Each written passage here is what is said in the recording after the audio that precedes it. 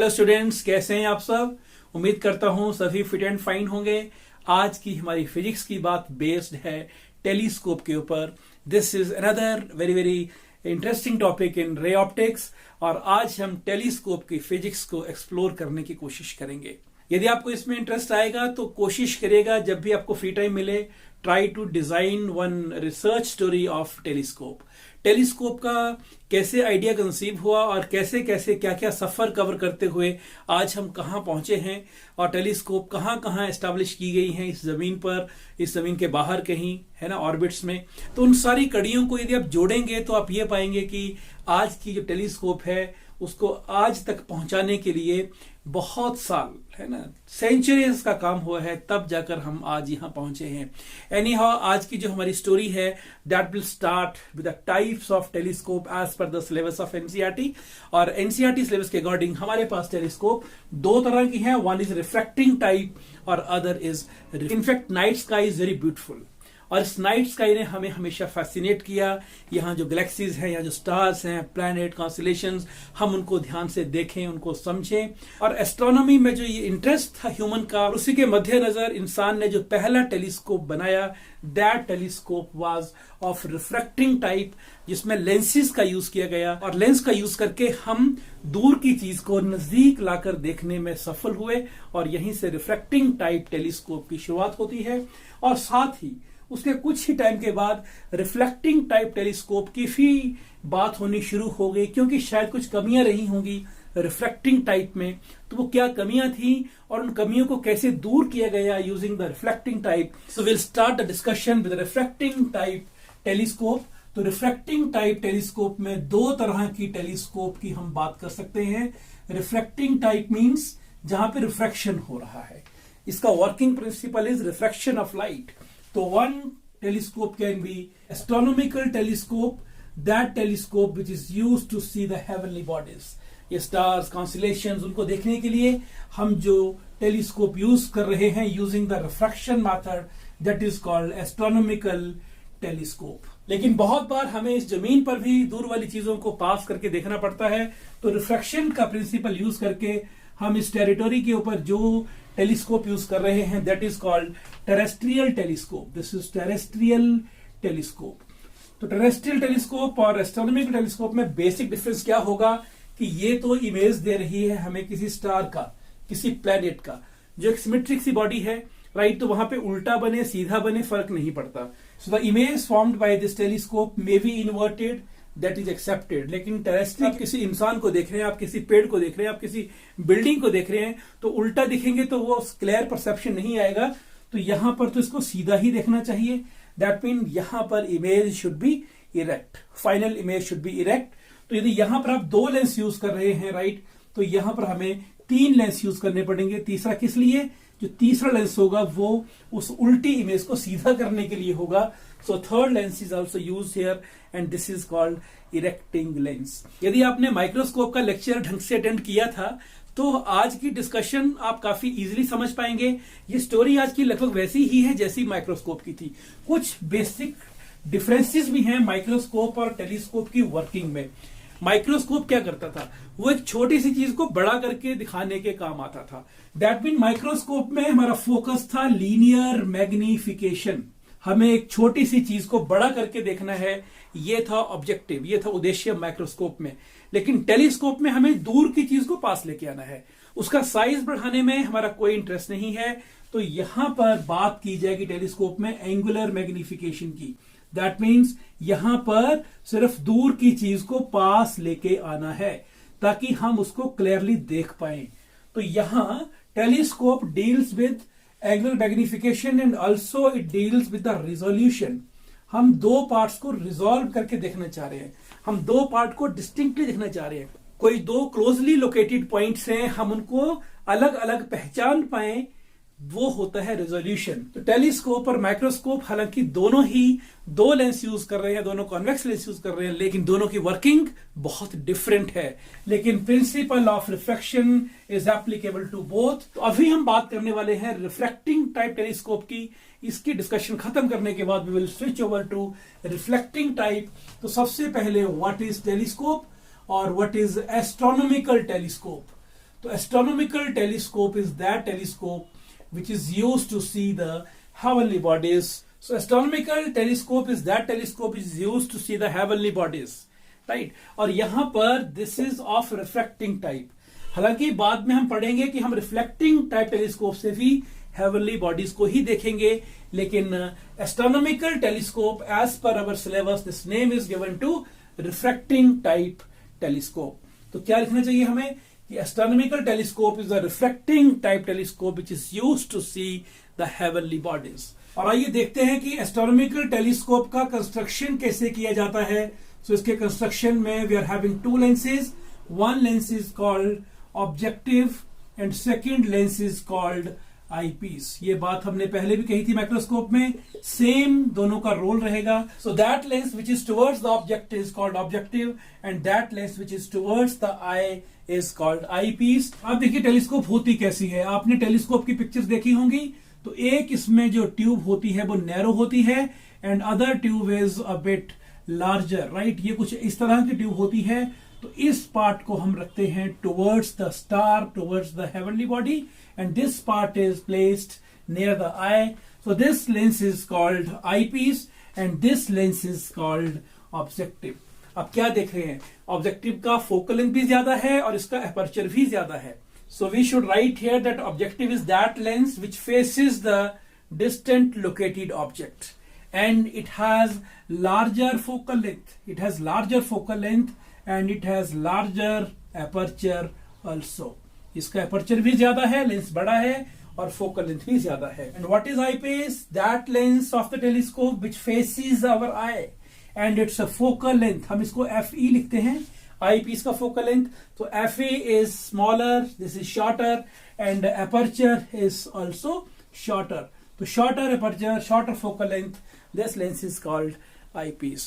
Construction के बाद हम बात करते हैं उसके वर्किंग प्रिंसिपल की. Regarding the working principle of telescope, यहां पर भी माइक्रोस्कोप की तरह दो ही केस बनेंगे.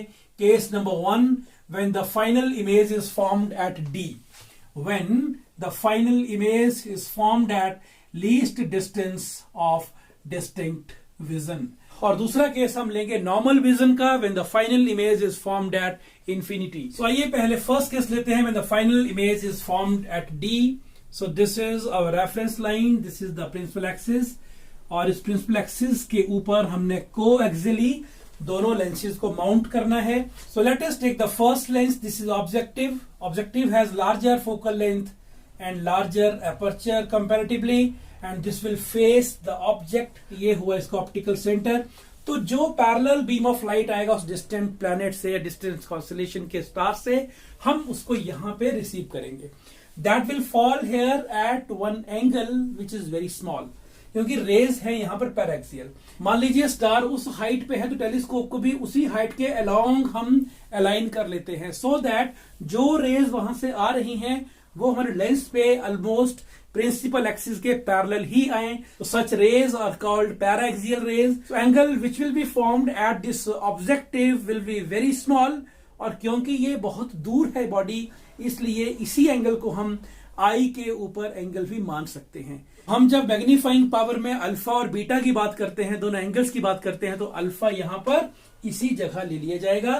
तो आपने यहां पर रे को बहुत बड़ा शो नहीं करना है. This ray will be almost parallel to principal axis. तो ये रे जो ओ में से ऑप्टिकल सेंटर में से होके आ रही है वो कुछ इसी तरह आगे निकल जाएगी.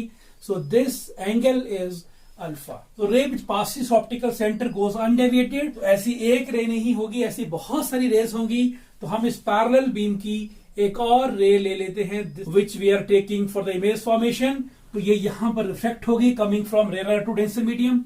तो ये सीधी नहीं जाएगी, थोड़ी सी बेंड होगी. तो मैं इसकी हल्की सी बेंडिंग शो कर रहा हूं और थोड़ी बेंड आगे और होगी और ये रे कहीं इस लाइन के अलोंग चली जाएगी और जहां पर जाकर ये रे पिछली रे के साथ मिली उस लोकेशन पे रियल और इन्वर्टेड इमेज बन जाएगा उस डिस्टेंट बॉडी का. तो मान लेते हैं वो डिस्टेंट बॉडी, रेफरेंस के लिए मैंने ये ए बी लिखी है. एक बात ध्यान रखें, ए बी से रेज आ रही हैं लेकिन हम उनको डायग्राम में शो नहीं कर रहे हैं क्योंकि ए बी बहुत ही दूर है. रेफरेंस के लिए लिखा हमने इसको. तो ए का इमेज बन रहा है यहां पर A dash and this is B dash. तो उस बॉडी का ये रियल एंड इन्वर्टेड इमेज यहां बन चुका है. And here this angle is alpha, the angle which that object, the distant object subtends at the objective. We can write here that this is objective. अभी क्या करना है? This image A dash B dash of that distant object will be acting as the object for the second lens. तो second lens को इस तरह से place करें ताकि ये इमेज उसके विद इन फोकल लेंथ आ जाए. This is our second lens which will be facing our eye. And this lens will be called eyepiece. This is eyepiece. This will be facing our eye. तो हम यहां से देखेंगे और उस वाले object की हम कहीं इमेज D पर देख लेंगे. This image is being formed at D, the least distance of distinct vision. तो पैरेलल बीम की जो रिफ्लेक्टेड रेज हैं हम इन्हीं को एक्सटेंड करते हैं और इन्हीं को फर्दर रिफ्लेक्शन करते हुए हम देखते हैं कि हमारा फाइनल इमेज कहां बन रहा है. और यहां पर A डैश B डैश कहां बन रहा है? तो ये पैरेलल लेंस जो ऑब्जेक्टिव है उसके फोकल प्लेन में बन रहा है. सो इसको हम लिखेंगे, ये सेकंड फोकस हुआ, इसको F लिखा जाए. किसका? ऑब्जेक्टिव का. फर्स्ट फोकस भी कहीं होगा, उसको दिखाने की जरूरत नहीं है. This was the first focus of this objective.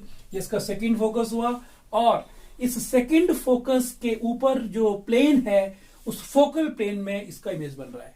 और अब हमने A डैश B डैश को आई पीस के within the focal length place करना है so that we can get a virtual image with respect to this.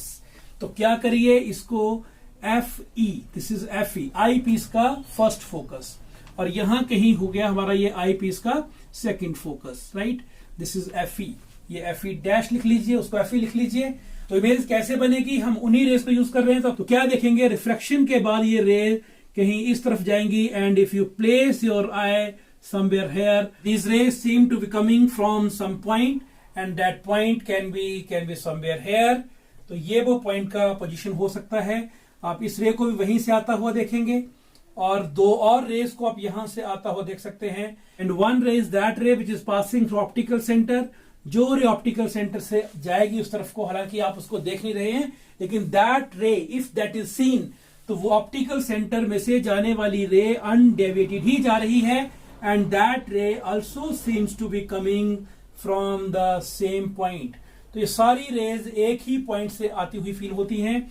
और यदि ये रे पैरेलल जाती प्रिंसिपल एक्सिस के, तो ये फोकस में से होके जाती, तो ये वाली रे भी इसी पॉइंट से आती हुई फील होती है. And this point is that point where the image of A dash is formed. And this is the final position of our image. So this is A double dash B double dash. So this is the image. This final image is inverted as compared to this object. लेकिन इसके reference में ये virtual है. तो ये final image I के ऊपर कितना एंगल बना रही है? So we can say this is the objective. So this angle is angle beta. So beta angle यहां पर हो गया और अल्फा यहां पर हो गया. अच्छा, ये अल्फा है तो वर्टिकल ऑपोजिट एंगल से ये भी अल्फा ही हो गया. Is it? Because these two angles are vertically opposite.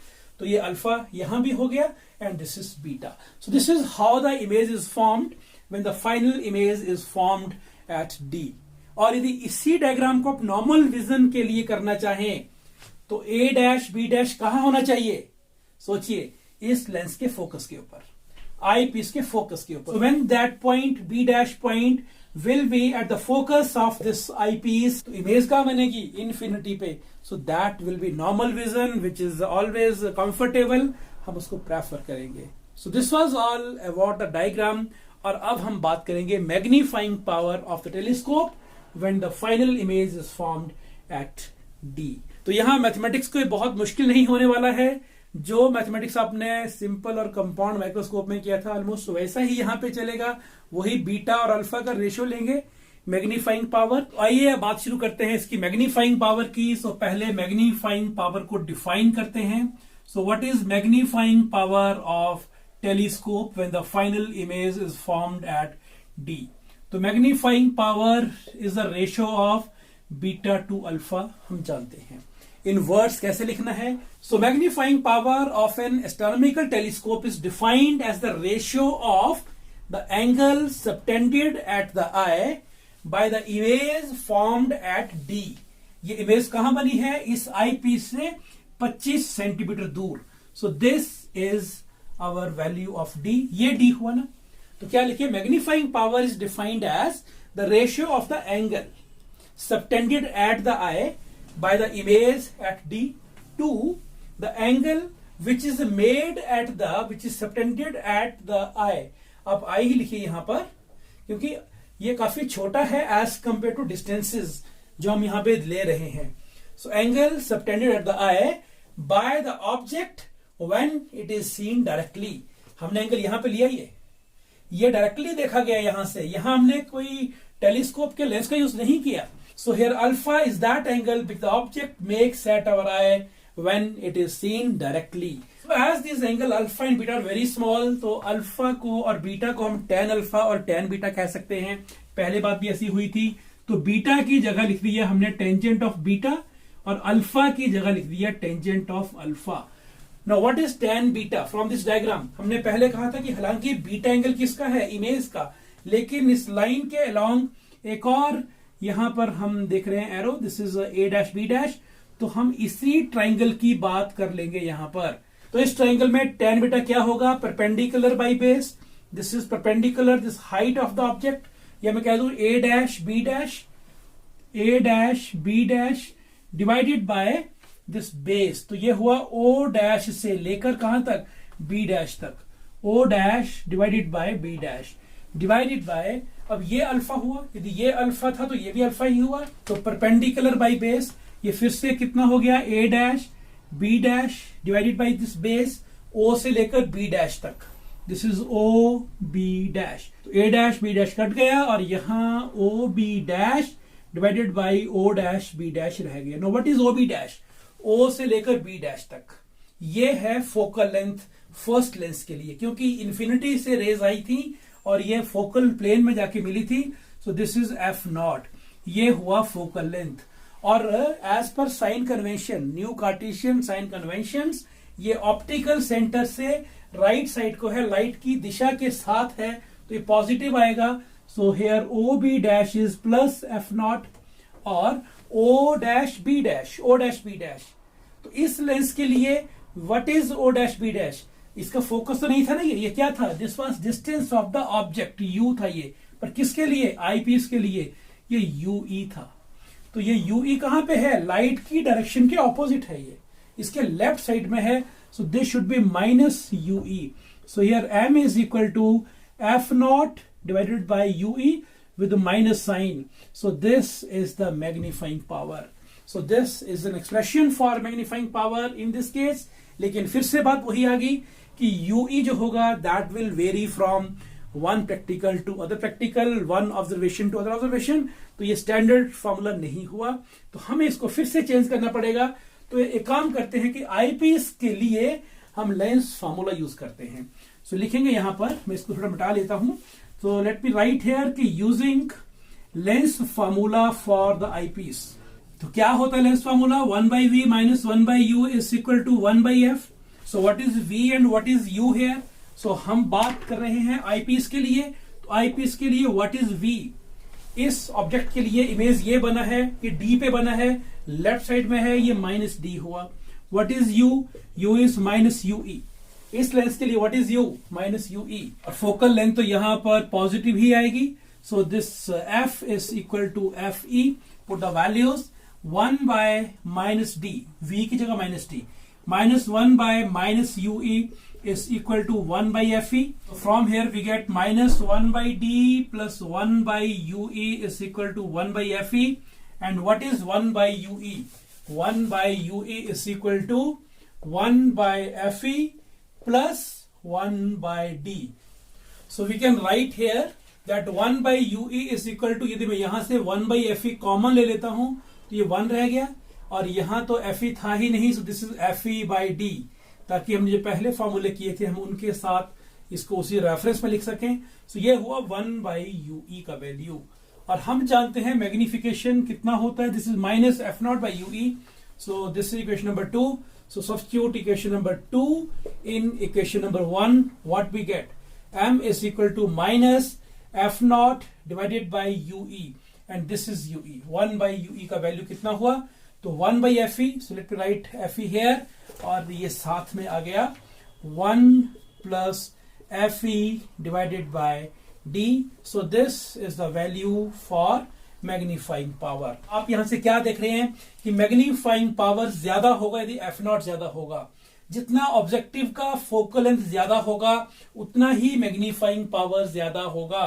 तो हमने क्या देखा, जो ऑब्जेक्टिव था उसका फोकल लेंथ ज्यादा था, so that we can have more magnifying power. और दूसरी बात यहाँ पे नेगेटिव साइन क्या बता रहा है, नेगेटिव साइन टेल्स की जो हमारी फाइनल इमेज थी that was real and inverted as compare to that object. और साथ में हम यहाँ पे एक बात और कर सकते हैं कि why the aperture of the objective is large. उसका रीजन क्या हो सकता है, ताकि वो ज्यादा लाइट गैदर कर सके. तो ऑब्जेक्टिव का एपर्चर जितना ज्यादा होगा वो उतनी ही ज्यादा लाइट गैदर करेगा और हमारा फाइनल इमेज का इल्यूमिनेशन उतना ही ज्यादा होगा. तो ये जो इमेज देख रहे हैं, this image is from Yerkes observatory in Wisconsin USA. यहां पर इसी तरह की एक रिफ्रैक्शन टाइप की बड़ी डायमीटर वाली, बड़े ऑब्जेक्टिव के डायमीटर वाली टेलीस्कोप इंस्टॉल हुई है और इसका डायमीटर 40 इंच है. सुनने में लगता है कि 1.02 मीटर डायमीटर कोई बहुत बड़ी वैल्यू नहीं है, लेकिन इतने बड़े लेंस को बनाना बहुत ही मुश्किल काम है क्रोमेटिक एवरेशंस और डिस्टॉर्शंस के बिना. इतने बड़े लेंस में और बहुत सारी बातें, बड़ी प्रॉब्लम्स आती हैं. इसमें अनचाहे कलर्स आ जाएंगे, क्रोमेटिक एवरेशंस हो जाएंगे. लेकिन इतना बड़ा लेंस डिजाइन करना उतना व्यवहारिक नहीं है. हाँ, ये बात ठीक है कि यहाँ पर लाइट की गैदरिंग ज्यादा होगी, रिजोल्यूशन भी ज्यादा होगा क्योंकि आप ज्यादा लाइट के साथ काम कर रहे हैं. लेकिन बहुत मुश्किल आती है ऐसे लेंस को इंस्टॉल करना, क्योंकि रिफ्रैक्टिंग टाइप टेलीस्कोप में ये लेंस हम यूज कर रहे हैं. और ये लेंस जो होगा ये सपोर्ट कहां पे होगा, एजिस पे ही होगा सपोर्ट. आप इसकी सरफेस को सपोर्ट करने के लिए यूज नहीं कर सकते. तो एजिस के ऊपर सपोर्ट करना मुश्किल काम है. और दूसरी बात क्या रहेगी, इसको बनाना भी काफी एक्सपेंसिव काम है और साथ में क्रोमेटिक एवरेशंस और डिस्टॉर्शंस भी आ रहे हैं. इसीलिए हम अब इस तरह के टेलीस्कोप से हटकर बात करेंगे बाद में रिफ्लेक्टिंग टाइप टेलीस्कोप की. लेकिन फिलहाल हमें बात करनी है इसी के साथ, इसी रेफरेंस में केस नंबर 2 की, when the final image is formed at infinity. तो नॉर्मल विजन में when the final image is formed at infinity तो डायग्राम कैसी होगी और मैथमेटिकल फॉर्मुलेशन किस तरह का होगा, जरा उसकी बात की जाए. तो सबसे पहले हम बात करते हैं डायग्राम की. हमारे पास ये रेफरेंस लाइन है जिसको यूज करेंगे as a principal axis, and this is the objective. Objective का large aperture and large focal length, right. ये इसका ऑप्टिकल सेंटर हो गया. And rays are coming from infinity. Paraxial rays है तो एंगल एट द ऑब्जेक्टिव छोटा होगा. This is angle alpha. और ऐसी एक रे नहीं, बहुत सारी रेज ऐसी आएंगी. हम 2 ले रहे रेफरेंस के लिए ताकि डायग्राम बन जाए हमारा. तो जो रे जा रही ऑप्टिकल सेंटर में से, that will go undeviated, the other रे will be reflected, it will be bend toward the normal. और थोड़ा बेंड होते होते ये कहीं यहां जैसे इस रे के साथ मिल जाएगी. And this is the diagram. So हम रेफरेंस के लिए कहीं ए बी लिख लेते हैं. रेज हमने पहले भी कहा था यहां से आ तो रही हैं, लेकिन डायग्राम में इनको शो नहीं कर रहे हैं. और यहां पे this is A dash and this is B dash. Now the image of this object, this distant object is obtained at the focal plane. तो this lens which is called objective, इस objective का second focus हुआ इस point के ऊपर. So this point is focus of this objective. This is f0. Now this image E dash B dash of that distant object will act as the object for the second lens. और इसको इस तरह से adjust करिएगा कि ये उसके भी फोकस पे आ जाए. ये इसके फोकस पे बनी थी ना, और ये दूसरे लेंस के भी फोकस पे आ जाए, तो जो उसका इमेज बनेगा that will be at infinity and that will be highly enlarged. लेकिन इससे पहले आप लिख सकते हैं कि that the image of that distant heavenly body is obtained at the focal plane of the objective, and this image is real and inverted and diminished. Its size has been reduced as compared to size of that object. So now the eyepiece has to be adjusted in such a way that this image falls on its focus. So ये इसके focus पे आ जाएगी. तो यही point FEB हो गया. यानी यहां this is the focal length of this objective and this distance is the focal length of this eyepiece. तो क्या ऐसा कहा जाए कि length of the tube is F0 plus FE? Yes. एक लेंस यहाँ पे है, एक लेंस यहाँ पे है, so length of the tube कहाँ पे हुई? तो हमारा ये जो ऑब्जेक्ट है वो यहाँ कहीं इमेज बना रहा है, यहाँ तक की दूरी को हम F0 कह रहे हैं और अगली दूरी को हम Fe कह रहे हैं। अब हम बात करेंगे फाइनल इमेज की, लेकिन फाइनल इमेज पे जाने से पहले आप ये बात जरूर देखें कि ये था हमारा ए डैश से यदि कोई रे ऑप्टिकल सेंटर में से होके जाती तो वो जाती अनडेविएटेड। यदि कोई रे यहाँ प्रिंसिपल एक्सिस के पैरेलल जाती तो वो जाती फोकस में से होकर, राइट, वो कुछ इस तरह जाती। तो यहां से जो रेज जाएंगी ये रेज भी उन दोनों रेज के पैरेलल ही जाएंगी। So if you place your I somewhere here, what you can see कि ये रे कहां से आ रही है? तो ये रे कहीं दूर से आती हुई, कहीं इंफिनिटी से आती हुई फील होती हैं। That mean the final image is formed at infinity and that image is highly magnified. So case number 2, when the final image is formed at infinity, here final image is at infinity, इसके लिए diagram कैसे बनाया? I hope idea is clear to you. अब हम बात करेंगे इसके mathematical part की। फिर से वही बात को समझाने के लिए हमें बीटा और अल्फा की बात करनी पड़ेगी। ये अल्फा था जो बनाया था ऑब्जेक्ट ने ऑब्जेक्टिव के ऊपर when it was seen directly, और इस इमेज ने बनाया एंगल यहां पे, this is beta. So what is beta and what is alpha? Beta is the angle which is subtended by the final image at your eye, and what is alpha?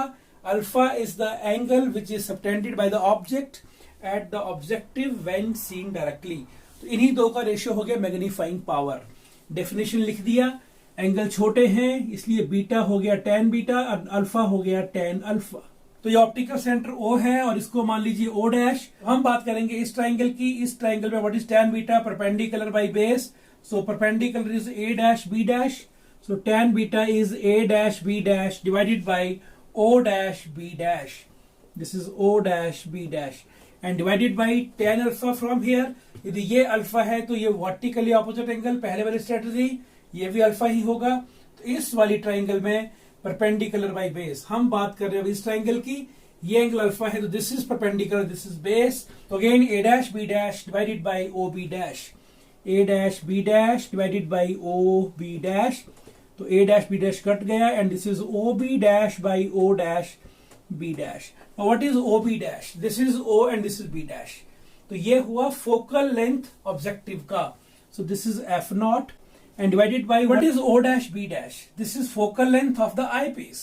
और ये कितना, ये Fe है लेकिन ये left side में है, तो मेजरमेंट हमने करनी है ऑप्टिकल सेंटर से। तो यूजिंग कार्टेशियन साइन कन्वेंशंस हम बोलेंगे ये माइनस Fe हुआ। So magnifying power can be written as minus F0 divided by Fe, ratio of the focal length of the objective to the eyepiece. और ये एक standard relation है, यहाँ कोई भी वेरिएबल्स नहीं है, ये दोनों कांस्टेंट्स होंगे हमारे गिवन टेलीस्कोप के लिए। So this is how we can write the magnifying power for this telescope where the image is formed at infinity. लेकिन टेरेस्ट्रियल टेलीस्कोप में हमें एक एडिशनल लेंस चाहिए, इरेक्टिंग लेंस, जो इमेज को सीधा कर सके। This is all about the refracting type telescope. हमने बात की थी पहले भी कि इनके ड्रॉबैक्स हैं। यहाँ पे एक तो इतने बड़े लेंस को सपोर्ट करना मुश्किल काम होता है, क्योंकि जो लेंस है वो कहाँ पे सपोर्ट होगा। If this is one objective जिसका, जैसे हमने पहले कहा था कि 40 इंच का डायमीटर है, तो ये इसके रिम पे सपोर्ट होगा ना, ये तो रिम पे सपोर्ट करना थोड़ा मुश्किल काम होता है। इतने भारी लेंस को हम कहीं किनारे से इसको सपोर्ट नहीं कर सकते। तो पहली तो प्रॉब्लम आई हमारी सपोर्ट की, और सपोर्ट के साथ जो बड़ी मेजर प्रॉब्लम है, टेक्निकल प्रॉब्लम है, वो है क्रोमेटिक एबरेशन की।